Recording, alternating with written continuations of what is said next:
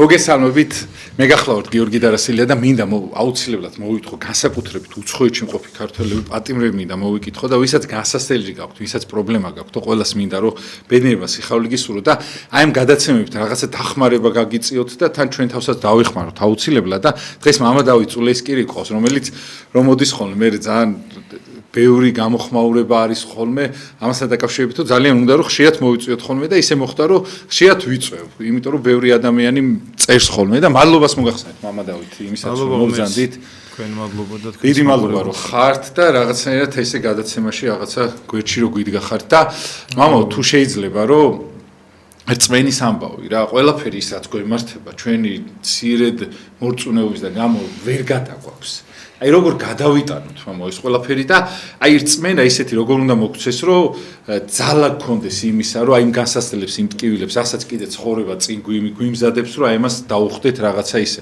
მყარად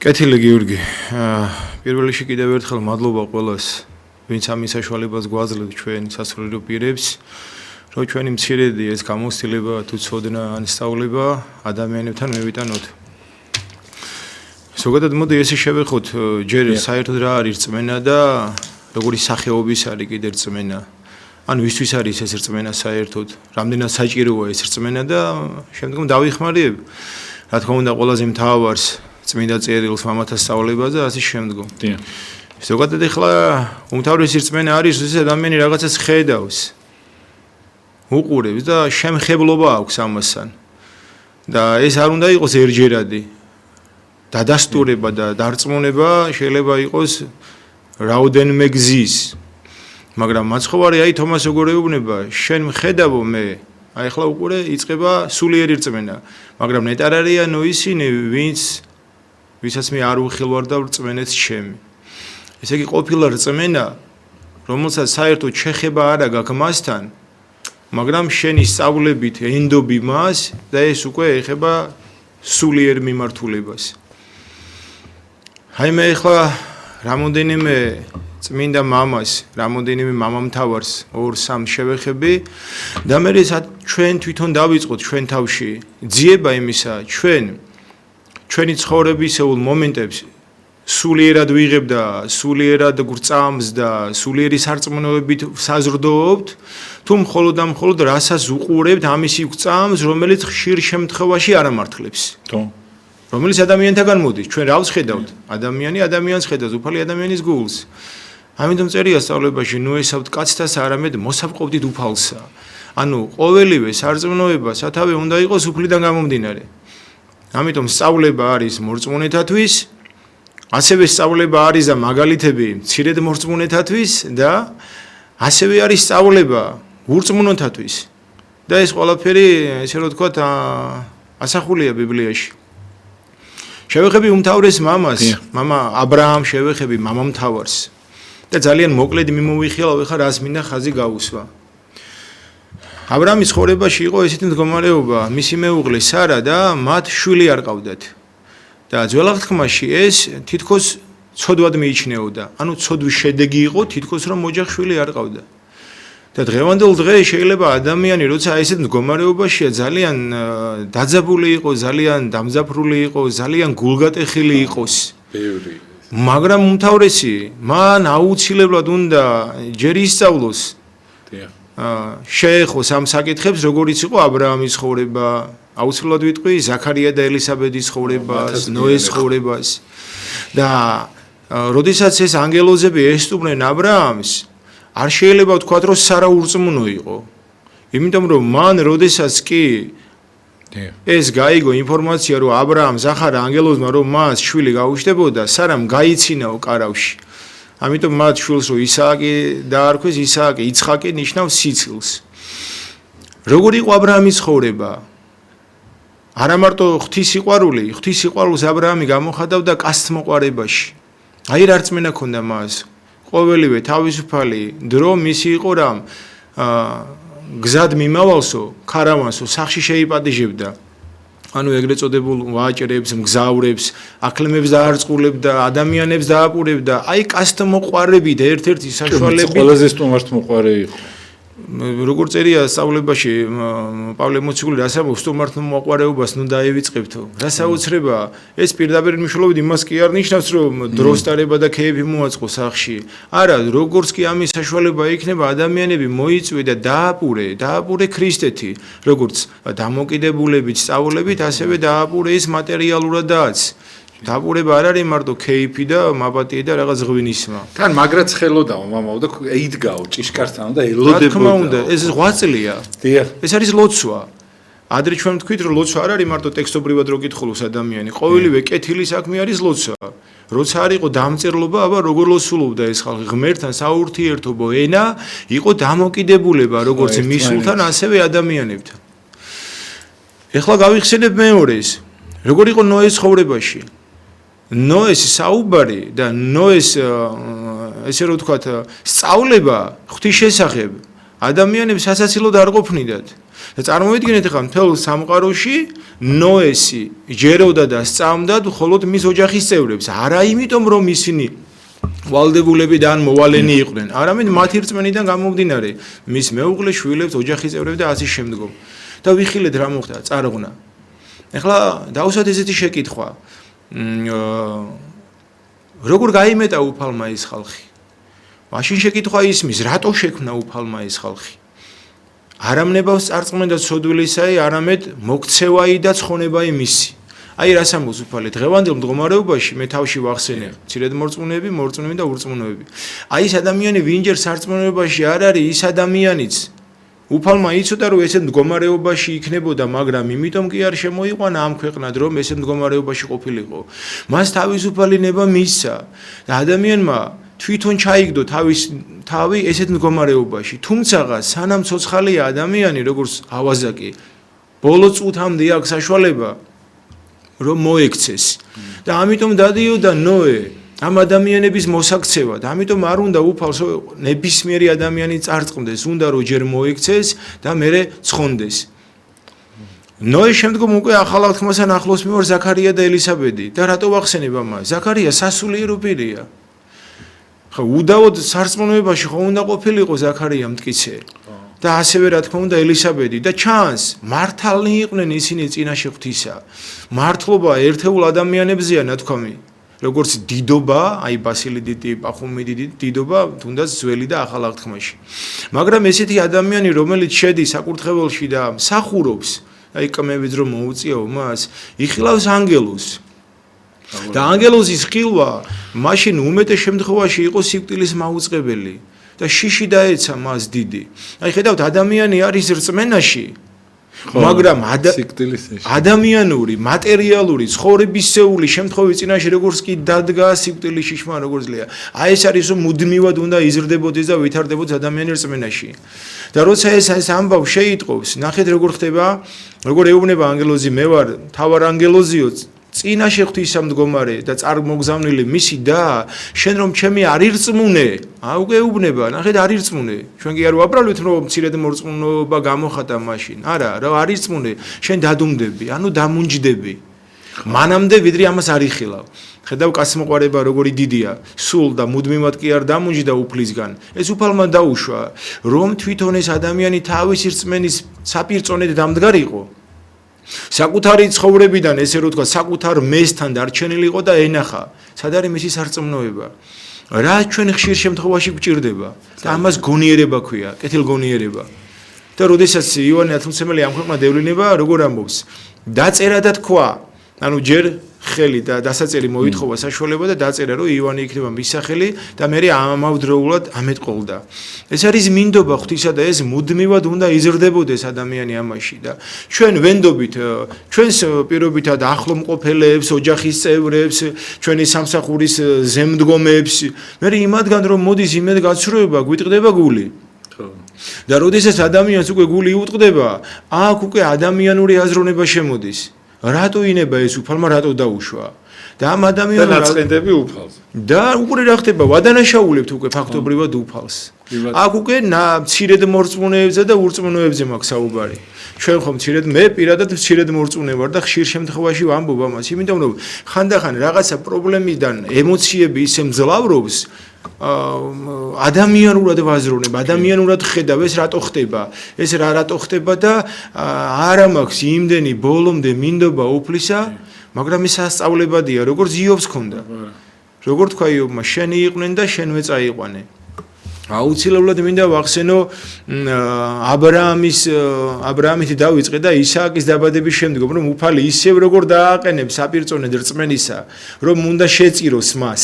ხო, რა მაგარი ისა. ეხლა ეს წმინდა წერილში და ბიბლიაში მსოფლიოსის ცნობილი რო არ იყოს, დღევანდელ დღეს ადამიანის აზრი და გონებისთვის ძალიან ძნელად დასაჯერებელია, რომ როგორ ეხა ნანატრიშვილი ამას აქში შეგეძინება და მე როგორ ხდება უფალს უნდა შესწირო და როგორ უნდა შესწირო, შენი ხელით უნდა მოკლა. ეს ცოტა ძალიან რთულად მოსასმენიც კია. და ადამიანურად რთული გასაგებიც. როგორ აკეთებს ამას აბრაამი? ამას მხოლოდ და მხოლოდ რწმენა აბრაამს ღმერთი და შეერაცხა სიმართლედ. აი იმ დონის არწმუნება თუ არა გაქვს ადამიანს, ამას ვერც გაიგებ, მოისმენ, მაგრამ ვერ გაიგებ. რა არის გაგება და თანაზიარობა? თანაზიარობა ის არის, რომ ეს ზუსტად გავლილი მაქვს ის მდგომარეობა, რაში შენ ახლა იმყოფები და მე ზუსტად ვიცი რა ხდება შენ ცხოვრებაში. და თუ ეს შენ ცხოვრებაში არ ყოფილა, გიკვირს კიდეც. ძალიან რთულია. ამიტომ ზოგადად ეს რწმენა არის ყოველთვის სწავლებადი და ეს სწავლება უნდა მოვიმუშაკოთ. აგერ გვიწერია ეს. მამათა ცხოვრებაში გვიწერია ეს. მახსენდება იონას წინასწარმეტყველი. როგორ უყვარს მას უფალი? და რას აკეთებს უფლის დავალებით? უფალს ასევე უყვარს იონასავით ის ასურელები, რომელიც ისრაელების მტრები იყვნენ. და ავალებს იონას რომ წავიდეს და მათთან იქადაგოს ეს არწმუნოება, იქადაგოს ქრისტეს შესახებ, თორემ მთელი ეს დასახლება გაწყდება. რა შვება იონა? საღვთო სიყვარულზე მაღლა მის პიროვნულ დამოკიდებულებას ასურელებთან. ამას უფრო მაღლა აყენებს, იმიტომ რომ ეს მისი მტრებია, მისი ქვეყნის მტრებია და სხვა გზით მიდის. ისტორიაში ცნობილია, ხო, აი გემზე ავა და სხვა გზით მიდის და რა ხდება? გემი იძირება, ურჩობის, ეურჩა. რა თქმა უნდა ეურჩა. აი რა თქმა უნდა მისი მინდობი იყო, რა თქმა უნდა ის უყვარდა, მაგრამ საპირწონედ უფალმან ის თვითონ გამოცადა საკუთარ თავთან, რომ მორჩილების სიყვარული იმდენად დიდი არ ქონდა, ვიდრე მტრების, ესე რომ ვთქვათ, სიზულვილი. და აქ არის საოცარი ერთი რამ, პირადი ამბიციები არჩია უფლის მორჩილება. რა თქმა უნდა. ხშირად რაც ჩვენშიც ხდება, მაგრამ აი წეგარაც ვახსენე. ამბიციების გამო, ხო, შეიძლება რაღაც დიდ საქმეს გადავაყოლოთ და ღვთისათის სათნო და რაღაც კაი და ზიანი მოუტანოთ ადამიანებს და პირველ რიგში ჩვენ სულს მოუტან ზიან. თუ ადამიანი სინდისის წინააღმდეგ მიდიხარ, ღმერთზე კაი ჯერ არ ვისაუბრებ, საკუთარი სინდისის, ანუ მამხილებლის წინაშე მიდიხარ, მე როგორ შეიძლება ამას ასიკეთო მოიტანოს. და იქ წმინდა წერილში ნათქვამია რომ სხვადასხვა სარწმუნოების ადამიანებიო თავთავიან ღმერთს ევედრებოდნენ ამის მიზეზს. ანუ უჩვეულე თითქოს არაფერი არ ხდება, ზღვა ღელავს. მაგრამ ეს ღელვა იმდენად უჩვეულე იყო ადამიანებს უკვირდათ რა ხდება და ვისი ბრალია, რატო ვიძირებით? ნახეთ, ისინი უფრო მე სარწმუნოებას გამოხატავენ და კენჭი ყარის, წილი ყარის და იონას ხდება წილი. აი ღმერთი როგორ ამხელს მას. და იონა აღიარებს, აი იონას თავიდან დაბადება იწყება, თავიდან ნათლობა იწყება თითქოს რომ ჩემი ბრალია, მე ვეურჩე უფალს და გადამაგდე ზღვაში. და ეხლა მოკლეზე გავაგრძელებ, როდესაც იონა მივიდა ნინევიაში, რა ხდება? კიდე არ უნდა შესვლა. ისევ გამოეცხადება უფალი და ისევ უნდა რომ მივიდეს და იქა და კიდე არ უნდა შესვლა. და დაღლელიო მზის ქვეშო ერთ-ერთი მცენარის ქვეშ, ცნობილი ერთი ფოთლოვანი ხე იყო ესეთი აყირო და დაისვენებს და იგრძნობს თუ არა აი ამ ჩრდილის სიამოვნებას, მეხსეულად გახმება ეს მცენარე. ეხლა მცენარე რომ მოჭრა შეიძლება რამოდენიმე საათიან 1-2 დღე კიდე შეინარჩუნოს ციცოცხლე იმ ფოთლებმა და მეხსეულად გახმა. და გაუკვირდა მას ეს რა მოხდა? რადგან ეუბნება მას უფალი ხედავო, ეს ხეო რომელიც შენ არც დაგირგავს, არც გიზრუნია მის გაზრდაზე, სილამაზეზე ან ყოფობაზე, ხო? გული დაგწყდა. მე როგორ არ დამწყდეს გული აქ, ასობით, ათასობით ადამიანი უნდა მოისპოს თავიანთი უკეთურების გამო. ამიტომ წადი და უკადაგე.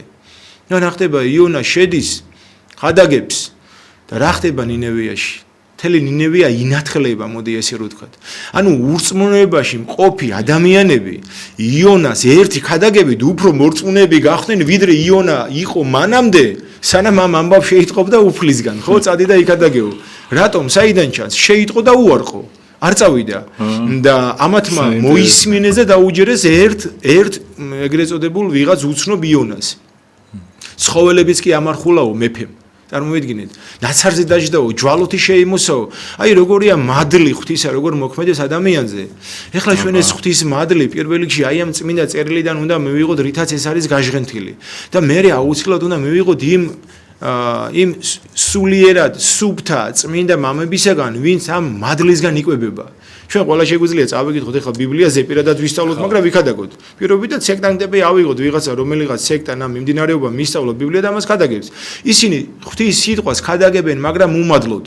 იმიტომ რომ მადლი ჭეშმარიტება არ არის მისთანა. მიმართულება აქვთ არასწორი, მამო, ატყუებენ. აი სხვათა შორის, მამო, მაგასთან დაკავშირებით მინდა რომ კითხოთ, რომ ხშირად ხდება ხოლმე, რომ აი რაღაცა სათავისოდ იყენებენ. რელიგიასთან გააჩნია ეგეთი პიროვნებები არიან, რომლებიც ცდებიან, იმიტომ რომ რელიგიაში ძალიან რთულია ზომიერების დაცვა რა, აი მხიბლის და იმის მომენტი არის, როცა გადაგიცდება, შეიძლება აი თუ მოგიცურდა, ვეღარ გაჩენდე რა და ძალიან რთულია, აი მართლა ღვთის დიდი წყალობა გინდა, რომ არ მოგიცურდეს, იმიტომ რომ თუ გადაცდი, მე საშინელ ფანატიზმში გადადიხარ და სათავისოდ იყენებს, მამო, ბევრი რა. აი ამ სასწაულებზე იმას დაყნობით, ამას დაყნობით და საწყალ ადამიანებს, მამო, აი ესე რაღაცნაირად ცუდად იყენებს და თან კიდე ამ ადამიანებს რაღაცა ტყუილში ამყოფებს. რა ხშირად ხდება ხოლმე და სამწუხაროდ ჩვენ და ზოგიერთი აი მართლა უნდა მოკვდე რომ მიხვდე რომ გატყუებდა რა ხშირად ხდება ხოლმე. აი აქ მამო როგორ უნდა განსვა აი წმენის ამბავიო თქვენ რო თქვით როგორ უნდა განსვაზღვროთ აი ის ჩვენი წმენა რა. იმიტომ რომ ძალიან ადვილი არის მამო, იმიტომ რომ ეს ადამიანები ეუნებიან რომ შენ არაფერი გაქვს გამოსასწორებელი, მე შენს მაგირად გავაკეთებ და შენ იქნები კარგად და ადამიანი არ სწორდება და ღუპავენ მამო, ხშირად ხდება ხოლმე ეს. აი სხვადასხვა რელიგიები, თუნდაც ჩვენთანაც არის შიდა რაღაცა სექტები, რომელიც აი ესე რაღაცნაირად ექცევა ადამიანს, ხო? ამ შემთხვევაში მამო, როგორ უნდა მიხვდეს ადამიანი, რომ ტყუილში იმყოფება რა, თუნდაც თავის წმენის ამბავში რა. აი ეს ყველაზე ვიღაცას ვაღმერთებ მე და ის ღმერთი უსვათ გაქრება და დავრჩები ხელცარიელი. 10 და 15 წელი შეიძლება მატყუოს რა და რამდენია ესე მამო? თუ შეიძლება როგორ უნდა მივხვდე აქედანვე რომ ვცდები კეთილი. მოკლედ ჩვენ უამრავი მაგალითი ვოდა სამწუხაროდ ეს ადრინდელ ხანაშიც ესე იყო ქრისტიანობრივ ხანაში და დღემდე ესე მოდის რომ უამრავი სექტები, უამრავი ადამიანი რომელიც გარედან იმოსება ღვთისახელით, წმინდა წერილით, პირობითად ხატებით, ან თუნდაც შესამოსლით, უამრავი დღევანდელ დღეს როგორც საქართველოში ასევე მის ფარგლებს გარეთ გაგვიგია რომ არის ვიღაცა სასულიერო პირი, ვიღაცა ან მამაო პირობითად, ან მონაზონი, ან დედაო და ასე შემდგომ. რაღაც სასწაულებს ახდენს. ან რაღაც სიტყვაზე, ხო? დიახ. ეხლა სასწაულებიდან დავიწყებ მაშინ მე. უდიდესი სასწაული იყო ეხლა, როდესაც მაცხოვარმა 4 დღის გარდაცვლილი ლაზარი აღადგინა. თვითონ დაუზახა მას, ლაზარე გამოვედ გაედეთ ხელფეხ შეკრული. ამ მხედვარი ადამიანები რამოდენიმე დღის მერე მაცხოვარს ეუბნებიან თუ ღმერთი ხარო, ჯურიდან გადამოდიო. ხედავთ? მაგრამ იქ ავაზაკეთ ჩავრთოთ ეხლა აქ. მთელი ცხოვრება ცოდვაში მყოფი ავაზაკი სინანულისკენ როგორც აი ნინეველები ვახსენე. როგორ შეინანებს. და რას ამბობს უფალი?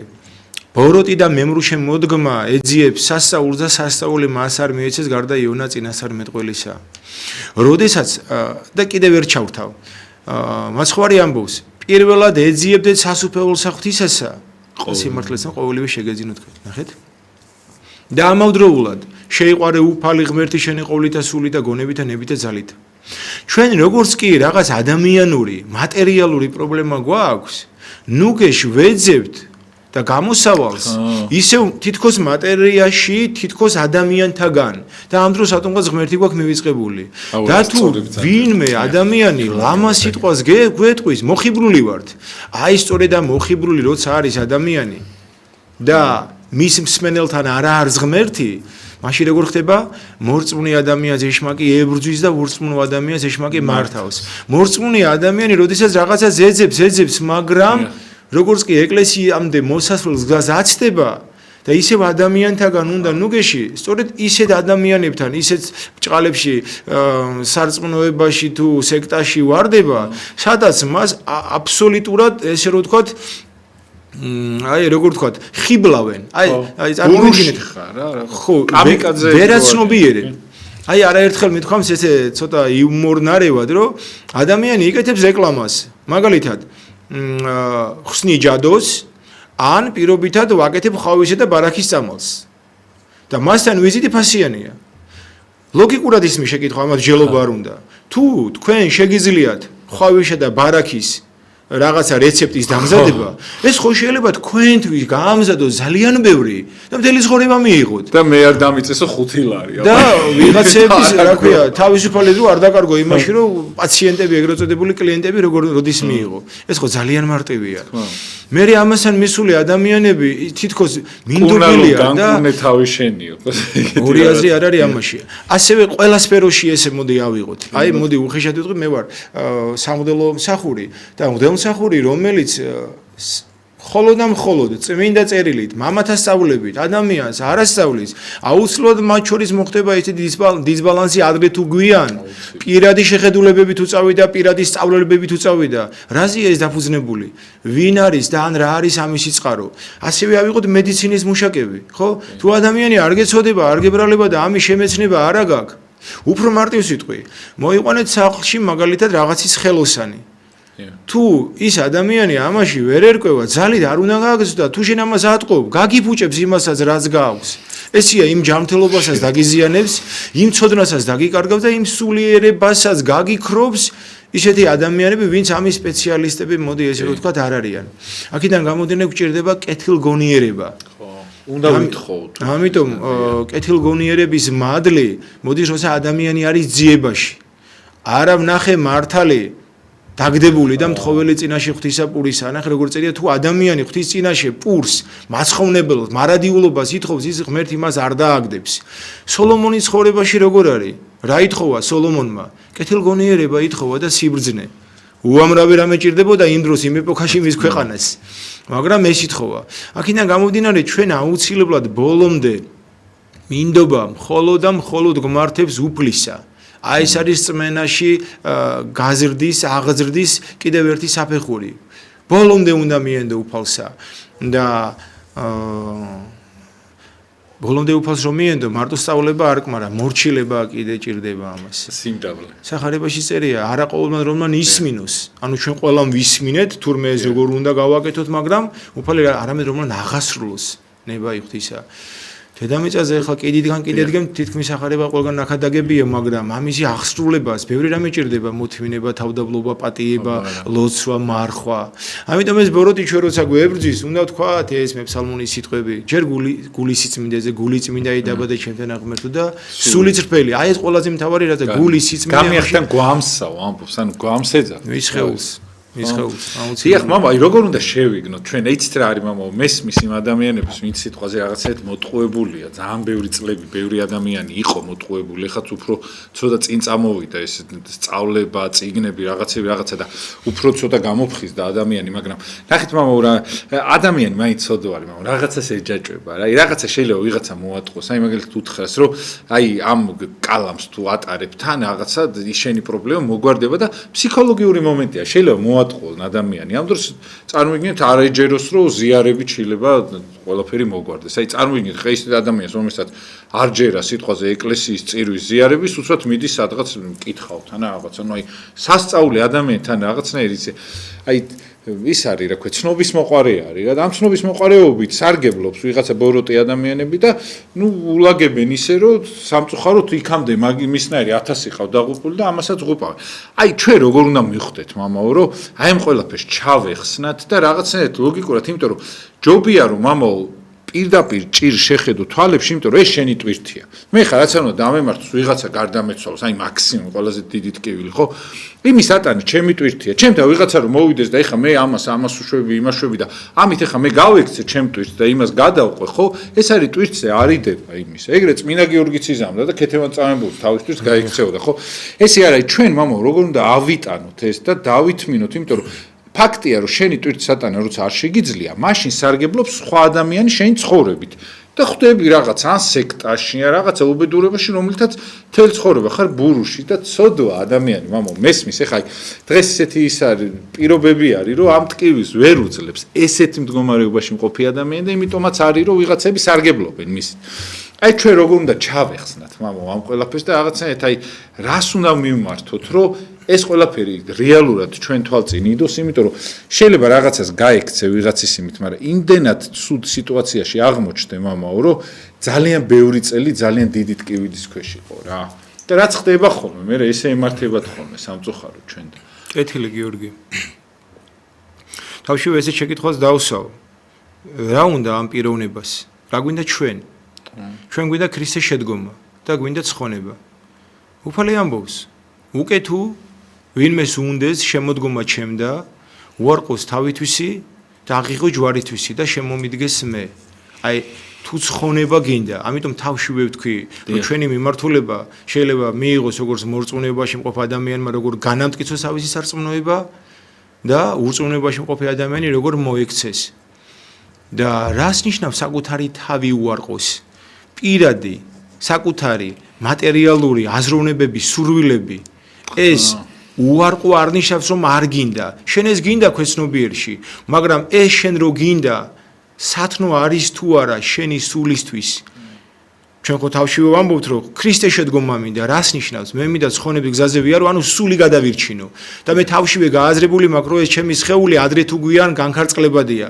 დავით მესალმონი ამბობს, რა ისარგებელა არ მთელი მსოფლიო ქონება შეიძინო და სულითვისი წარიწყმიდო.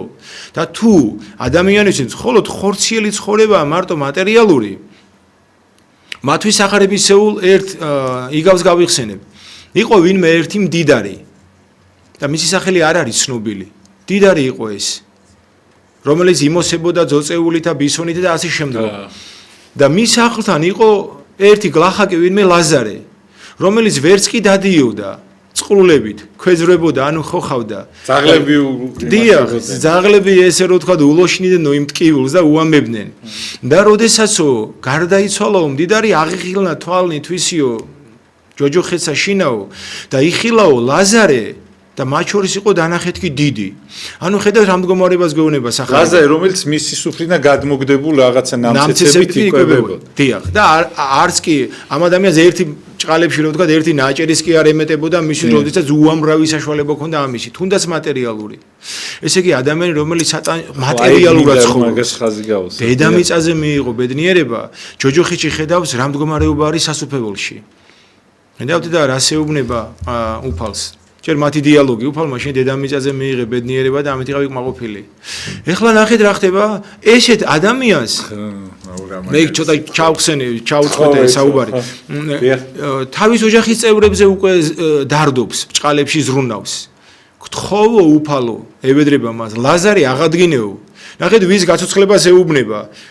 ეხლა აქ კიდე ერთი შინაარსია ძალიან საინტერესო. მას ლაზარე კი არ ეცოდება. ხო ხედავთ, აი ძალიან საინტერესოა. ლაზარი აღადგინე და მეწოდება კი არაო, თუ გეწოდებოდა იქ დაგეპურებინა მაშინ სამყაროში. არა.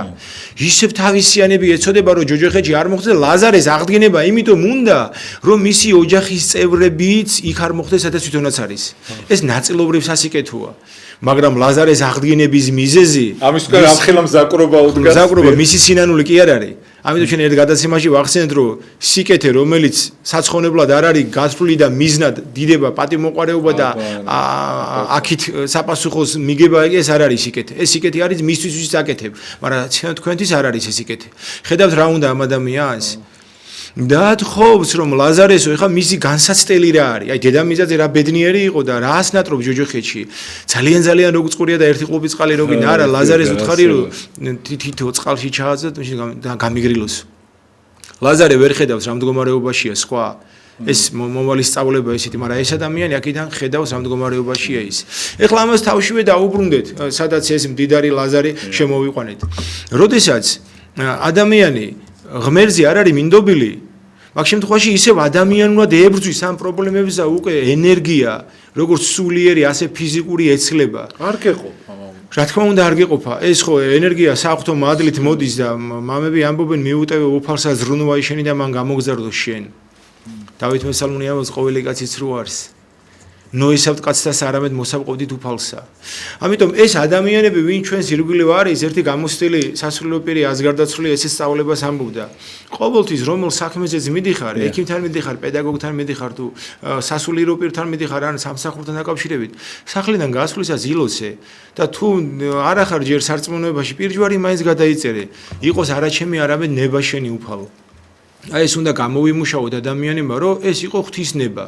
ღვთისნება არ არის ადამიანი ხა უდარდელად იყოს და სამსახურს ეძებდეს. სახში არავინ არ დაგიკაკუნებს.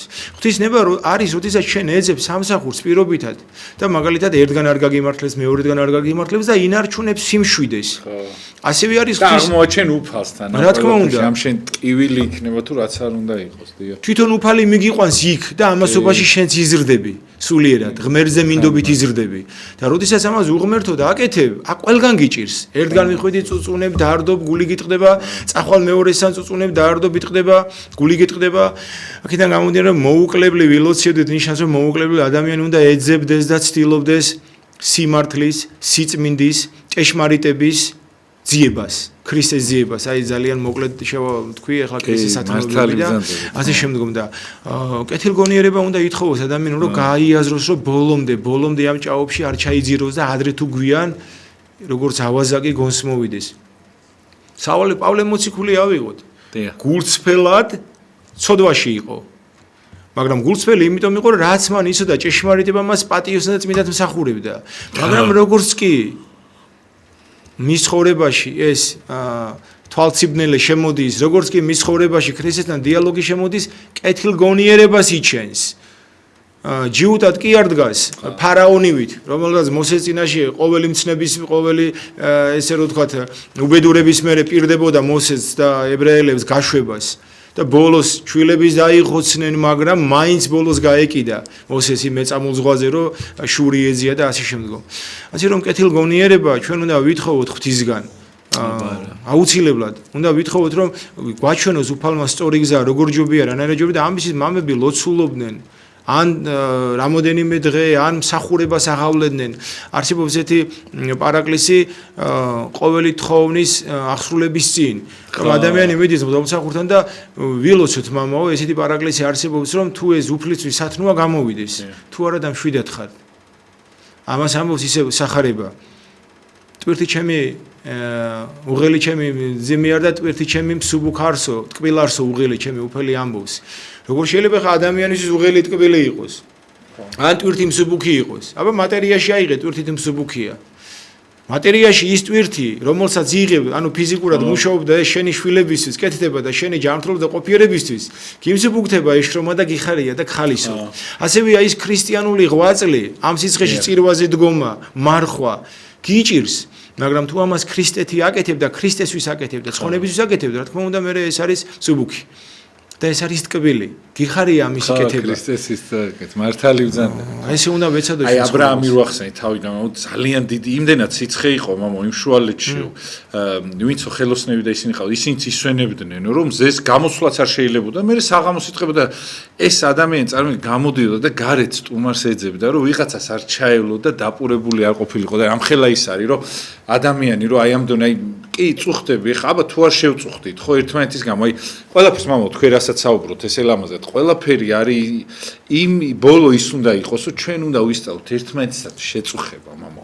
აი ჩვენ ანუ გვიჭირს ხოლმე ის სხვისთვის როცა ისწავლი შეწუხებას, მე შენი ტვირთიც რო არის, ისე ადვილად გადაგაქვს, იმიტომ რომ სხვისთვის შეწუხება არის ღმერთისთვის წუხდები და შენთვის წარმოგიდგენთ მე ღმერთი რა ადვილად გადაგატანინებს, ხო?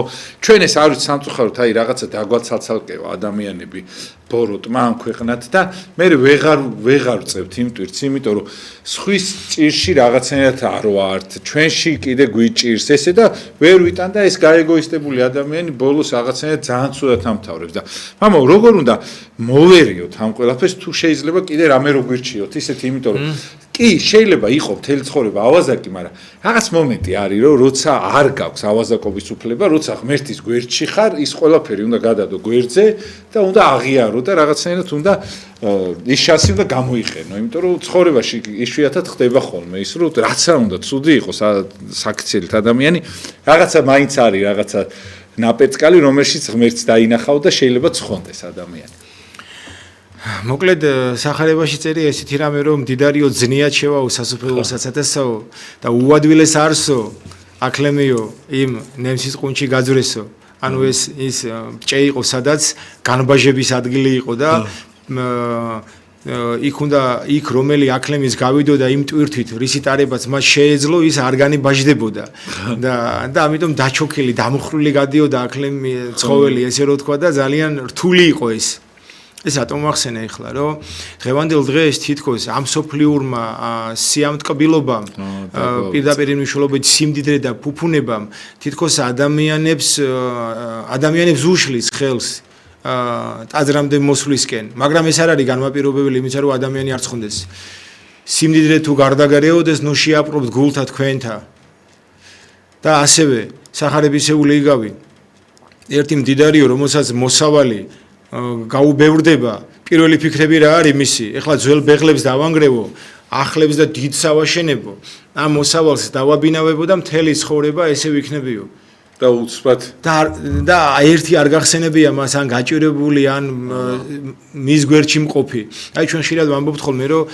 აი ადამიანმა თანამდებობა ან ფული იშოვა თანამდებობა რაღაცა და შეიცვალა ესე არ იცვლებიან ადამიანები ეს სიმდიდრე და ეს თანამდებობა არის გამოვლინებადი მათი დაფარულისა რაც ადამიანები მაშინ იყვნენ ხო ადამიანის სულილება სასიკეთოდ ხდება მოდი ესე რომ ვთქვა როდესაც პირობითად ადამიანს აქვს საშუალება და მე უფრო კეთილი ხდება როგორც ივანე ოქროპირი ამბობს დიდარი თუ ხარო მივესალმებიო მაგრამ ზუნწი თუ ხარო ამისთვის ღმერთი მოკითხავსო ეხლა მე ვახსენებ მაგალითად ისევ სახარებისეული გავს მეზვერე და ფარისევლის მდგომარეობას ხო ფარისეველი ერთი შეხვედით როგორი კარგი ადამიანი ხო მიდის ტაძარში იქ წინ დგება საკურთხეველთან და რას ამბობს უფალს ახსენებს თითქოს მის მივიწყებულ რაღაც ისტორიულ ფაქტს რომ აი მეო ხო იციო და ხო გახსოვსო როგორი კაი ადამიანი ვარო ჩემი შემოსავლეს მიათებს წირავო და თავის კეთილ საქმეებს ჩამოთვლის და პლუს ამას ისეთი არა ვარო სხვას განიკითხავს თითქოს უფალმა არ იცის ვინ არის ფარისი და ვინ არის მეზვერე და კეთილ საქმეებზე ჩაურთავ ერთ ჩემს საყვარელ ფრაზას კი ორი რამე რაც ადამიანმა ცხოვრების წესად უნდა დაიდო ეს ორი რამე ძალიან მიყვარს ეს ორი რამე პირველი არაზოს არ უნდა ახსოვდეს და უნდა ეცადოს დაივიწყოს მის მიერ აღსრულებული კეთილი საქმეები ახსოვდეს სხვა რო უკეთ და ყოველთვის ახსოვდეს სხვისი სიკეთეები არა მარტო პიროვნებებისგან არამედ ზოგადად სიკეთეები როგორ ასიხარული მოგვარა მას ეხლა რასაკეთებს მეზვერე ყველაფერს იაზრებს მეზვერე და მჯიხსო აი ამ მის გულში იცემდა ნანობდა მეზვერე რომ ისეთი არ იყო როგორიც უნდა და ყოფილიყო ან როგორიც მას წარმოედგინა როგორი უნდა ყოფილიყო სრულყოფილი ადამიანი ხედავთ ასე რომ ეს ჩვენთვის უნდა იყოს სწავლებადი თუ ჩვენ რაღაცა საშუალება გვაქვს დედამიწაზე ყველა მდიდარია როგორ შეიძლება ადამიანი ღვთის ხატად იყოს შექმნილი და არ იყოს მდიდარი ხო აი დამთავრდა ადამიანს ფული არ ქონდა დამთავრდა ანუ სიმდიდრე ჩვენებური სიმდიდრე შემოვიდა დროსიბცეში შემდგომ თორე ყველაზე სიმდიდრე არის ადამიანისთვის სიტყვა რომელიც არის თვითონ ქრისტე პირველედგან იყო სიტყვა და მომავალი სად უნდა მოხდე ნუ გეში ყველა დიდი სიმდიდრე ადამიანისთვის ამით შეიძლება ადამიანს ისეთი იმედი და რწმენა გაუღვიო, ვიდრე ისე მატერიაში რაღაცა თანხა ჭირდება მას და შენ მისი მეათედი შეგიძლია მიცე. ის ისე პრობლემაშია, მეათედი კი მიეცი, მაგრამ ბორომდე ვერ ანუგეში, მაგრამ სწავლება თუ მიეცი და სიტყვა მადლისმიერი ანუგეში, ამ შემთხვევაში შეიძლება ადამიანს რაღაცა საერთოდ დაუძინოს პრობლემა. იცით მამა. ხო, რამდენი ერთხელ ძალიან მაგრამ იჭირდა და იმას შევედი, რა ქვია, ქაშვეთში გიორგობა დღეს სხვათა შორის წირავდა ხოლმე პატრიარქი ადრე და იქიდან ესე ამბობდა რომ წმინდა გიორგიოსო როცა აი აწამებდნენ და რაღაცა ხმამოესმაო ზეციდან რომ ნუ გეშინია გიორგი შენთან ვარ.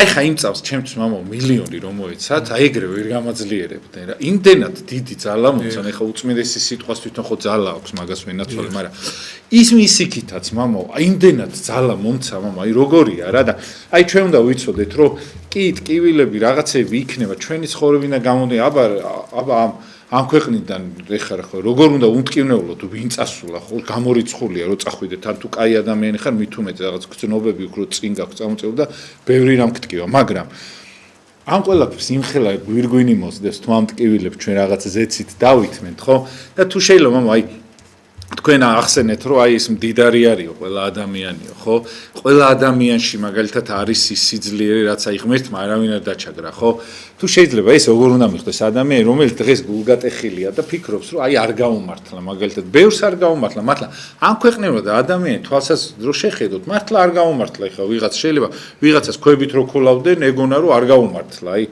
იმიტომ რომ ყველა ჩვეულებრივად ყვდება აი მე რატო ამ შემთხვევაში აი აქ რატო არის ადამიანი მდიდარი და რატო არ არის სხვაზე ნაკლები თუ შეიძლება იმიტომ რომ ბევრი მაგას ფიქრობს მამო იმიტომ ეშმაკი გაჯერებს გეუბნება რომ აი ნახე ისა ცუდი ადამიანი როგორ კარგად ცხოვრობს შენახე რა გაუბედურებული ხარ რატო და რაღაც ხო მიხდით მამო მაინც ადამიანი არის რა და გერევათ ან ერევათ მამო ადამიანებს დღეს სამწუხაროდ სუსტია ადამიანი დღევანდელ დღეს კეთილი გიორგი აი მე გავიხსენებ პავლე მოციქულის სიტყვებს რომელიც ამბობს ურთიერთ სიმძიმე იტვირთეთ და ესე აღასრულეთ ჯულიეგი ქრისტესი კიდევ ერთხელ არის ჩვენი დანიშნულება და მიზანი და სურვილი ცხონება მაშინ ჩვენ გვეუბნება პავლე მოციქული ნახეთ პავლე მოციქული აქ ძალიან საინტერესოა მდიდრებს კი არ ეუბნება გაჭირებული და უპოვარების იზრუნეო ყველას გვეუბნება ურთიერთ სიმძიმე იტვირთე ადამიანი რომელიც ქრისტეში ცხოვრობს რა არის ჩემი სიმძიმე მე მატერიალურად მიჭირს მაგრამ ამავდროულად რა მიჭირს ჩემი საყვარელი ადამიანი მეგობარი ნათესავი რომელიც ძალიან მდიდარია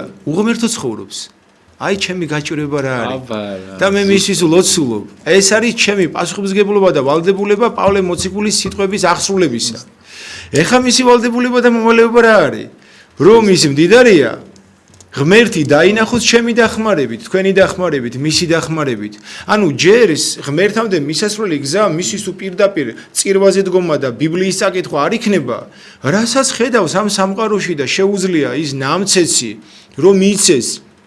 ნახეთ, სახარებისეული სწავლება კიდე, როგორ ევედრება ერთი ქალბატონი დაპურებას, მისი გადარჩენას მისი შვილისა და მაცხოვარი მის არწმუნებას როგორ წარმოაჩენს და ასევე ზრდის.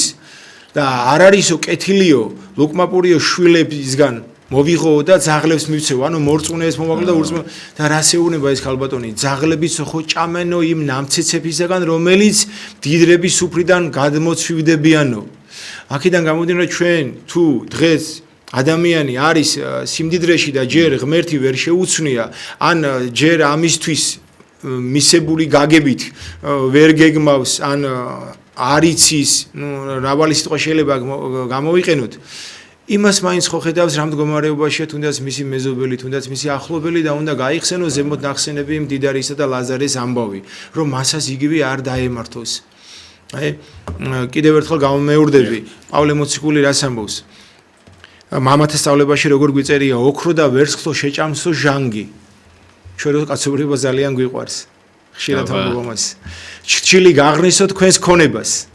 რისკენაც ადამიანები სამწუხაროდ მიდრეკილები ვართ. და თქვენს ხეულსას კიო რომელსაც ზედმეტად ფუფუნებთო. როცა აღესრულებითო იქო მატლების მისართმეველი გახდებაო. მაგრამ არ ამბობს დედა ეკლესია რომ ხეულზე არიზნოთ პირიქით გახსოვდეს წაზარი ღვთისახარ. ამას ყოველთვის ამასთან ერთად მაგრამ სული რომელიც უპირატესია იქ არის დამკვიდრებული. და ღმერთმა რომ მოგცა იმისი საშუალება რომ შენ შეგიძლია დღეს ნუგბარია დასვენება კომფორტული ცხოვრება მოიწყო ეს არ არის ცოდვა. ცოდვა მაშინ არის როდესაც შენს ირგვლივ ბნელა და მზის ხივი ყველა შენთვის ანათებს.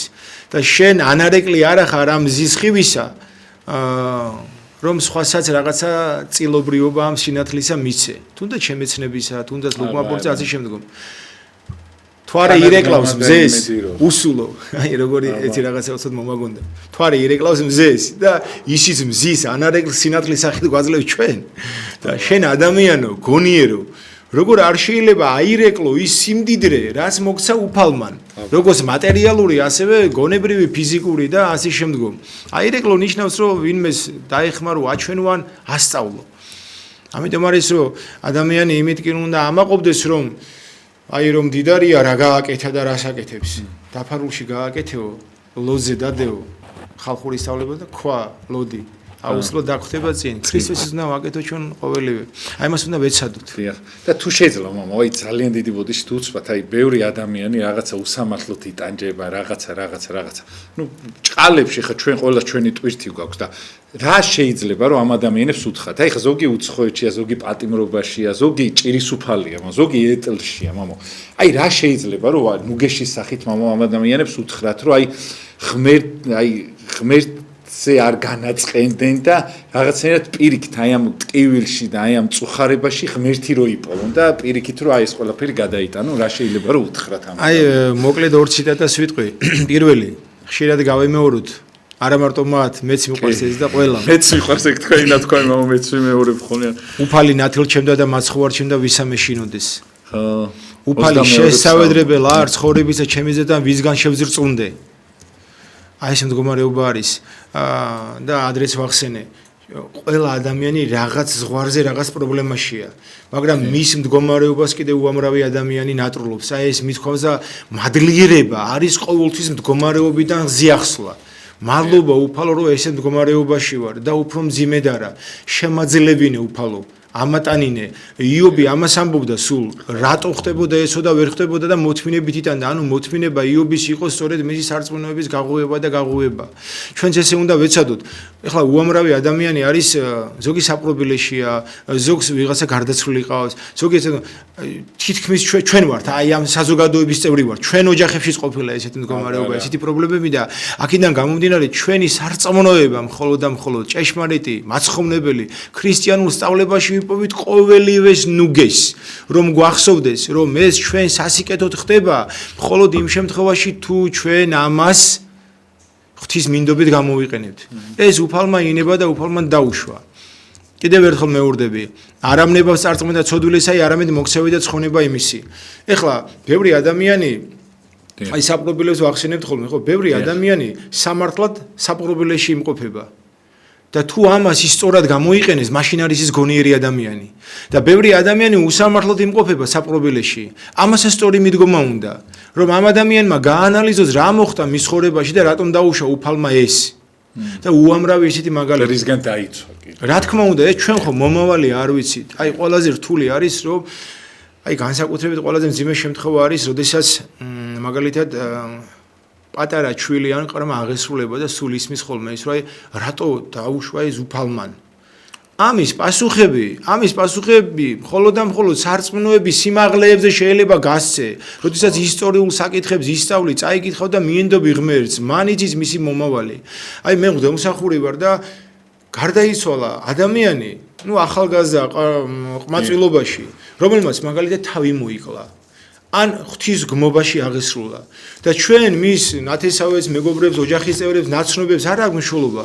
არ გვაქვს საშუალება მისი სული ცხონება ღმერთ შევავედროთ ეხლა ძალიან უხეშად შედარებისთვის შენდობას ვითხოვ მაგრამ პირდაპირად შეიძლება ვთქვათ ეს ადამიანი წლებით ადრე ქრისტეში ყრმობაში იმ ანგელოზებრივ მყოფობაში რომ აღსრულებულიყო რამხელა უფრო დიდი ნუგეში იქნებოდა მომავალში მისი ოჯახის წევრების ამიტომ თუ ესეთ უხეშ შედარებას გავაკეთებთ ასე რომ ჩვენ ესე არ უნდა ვეძებოთ და ამ შეკითხვას მორწმუნე ადამიანი არ უნდა სვავდეს ამას ძირითადად ესე შეკითხვებს სვავს ადამიანი კიდევ ერთხელ ვამბობ რომელიც მხოლოდ რაღაც უბედურ შემთხვევების გამო პირობითად ადანაშაულებს თითქოს ღმერთს და ამ შეკითხვების პასუხი რო ჭირდება ადამიანს მე ვფიქრობ მან სხვა შეკითხვების პასუხები უნდა მიიღოს ჯერ რატო არსებობს ეკლესია?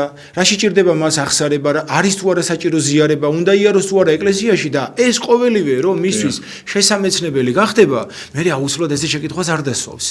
იობივით აღარ დასვავს, რატო დაემართა ეს? აი, როდესაც უკვე მცირედ მორწმუნეობაშია თითქოს ღმერთს, ვის ადანაშაულებ? იცნობ ღმერთს, იცი უფალი ვინ არის? ქონდა მასთან დიალოგი, ან აღსარებით, ქონდა მასთან საუბარი ლოცვით, თხოვნით? არა, მხოლოდ საჭიროებისამებრ, როცა გამიჭირდა, მივედი ვთხოვე, სამსახური მინდა, თანამდებობა მინდა, პატივი მინდა და როცა აღესრულა მე რა მოხდა? მე აღარ მივედი. ესე იგი ისევ სახარებას დავიხმარიებ. 10 კეთროვანი მივიდა, 10 პრობლემური, 10 დაავადებული, 10 მატერიალურად სრულად დამწუხრებული ადამიანი მიდის. მაცხოვართან და მაცხვარი რა შეუბნება? სხვათა შორის ღდელთან უშვებს, აი ესე რა თქმა უნდა. განათვითონ არ შეეძლო. წადი და უჩვენენი თავნი თქვენი მღვდელთა. ნახეთ ეკლესია დაარსებულია, მღვდელმსახური დაარსებული და უნებრო მასთან მიდი. რატომ? მე კი შემიძლია შენ ეს მოგცე, მაგრამ შენ ზღვაწლი გასწიე, შენ დაიწყე ამ გზაზე მიმავალი ცხოვრება, უშრომელად ნუითხოვ დაპურებას. 10-ვე მივა. საოცრებაა. 10-ვე განიკურნება. და მადლობაზე მოbrunდება 1. ნახე ქრისტე რა შეუნება? ის 9 სად არისო? განა შენსავით არ განიკურნესო? შენ წადიო და მარადიულად განკურნებაში ხარ, ნუ შენ უკვე ცხონების გზაზე ხარო. იმ 9 ხვედრი რა იქნება? მხოლოდ იმ კონკრეტულ მომენტში განიკურნენ და ეს ადამიანები მოთხოვნით მივიდნენ უფალთან და არა თხოვნით. ამიტომ ამბობს უფალი, ითხოვე და მოგეცემათ. რა არის თხოვნა? მე მინდა უფალო, რა თქმა უნდა, სამსახური შემოსავალი, მაგრამ როგორც შენი ნება იქნება, ისე იყოს. მამაო, ძალიან დიდი მადლობა ესეთი საინტერესო ეთერისათვის. აი, რა ვიცი, დრო არ მინდა რომ გასულიყო, მაგრამ სამწუხაროდ ჩვენ და ეს 1 საათი ამოიწურა. შემდეგში აუცილებლად, აი, უბრალოდ ერთი მინდა რომ თქვა, რომ აი, თქვენ ვისაც ძალიან დიდი ტკივილები გაქვთ, ხო, მართლა აი ღმერთი თქვენით ვიღაცა ადამიანებში წმენას ამაგრებს და ვიღაცა ადამიანი თქვენი შემხედვარე, ხო? რაღაცა ტირილს, წუწუნს, რაღაცა იმას რჩება ხოლმე, იმიტომ რომ ამბობენ ხოლმე, რომ მე რა მიჭირს აი იმას როგორი ის აქვს და აი ეგეთი უნდა იყოს ტკივილში მყოფი ადამიანი, მიუხედავად იმისა, რომ მართლა ძალიან დიდი ტკივილი, აი რავი, ტკივილზე მეტი ის, მაგრამ თქვენ სამაგალითონი ხართ სხვა ადამიანს, ხშირად შემხედრი ადამიანი, რომელიც ხეიბარია და მithქვამს, რომ ღმერთო, მე აღარ ვიწუწუნებ, იმიტომ რომ აი ნახე ადამიანი ესე დღეში არის და სიტყვაზე ის პრეტენზიას არ გამოთქვას, და როგორ მიყვარს ხოლმე ზოგიერთი მორწმუნეა მაგარი რაღაცა და აი მადლობა ამისაც, რომ ესეთი ძლიერი ადამიანები ხართ, იმიტომ რომ ჩემი სუსტი ადამიანები თქვენით აღარსა წმენაში და რაღაცნაირად იმას ღვთის გმობაში არ გადადის უпростоრად. აი ესეთი რაღაცა, იმიტომ რომ თქვენი შემხედვარე მე ჩვენც რაღაცნაირად უფლებას არ ვიტოვებთ, რომ რაღაცა ვიწუწუნოთ.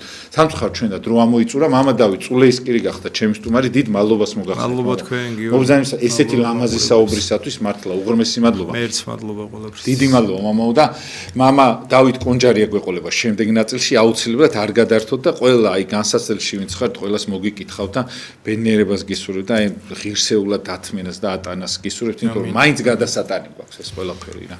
მადლობა და დროებით არ გადართოთ, აი დაგიბრუნდებით ზუსტად 10 წუთში.